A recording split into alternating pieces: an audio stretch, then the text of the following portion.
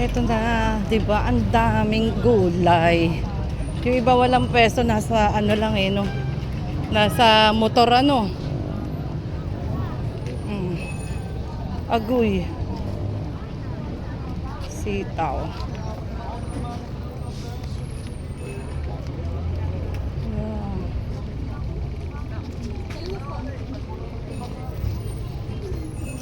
Yan, ating. Ha? Kalabasa po. Pero kalabasa? Dito talaga ang baksakan. Parang ano, vegetable market. Actually, vegetable market talaga siya. O, diba? Chararat.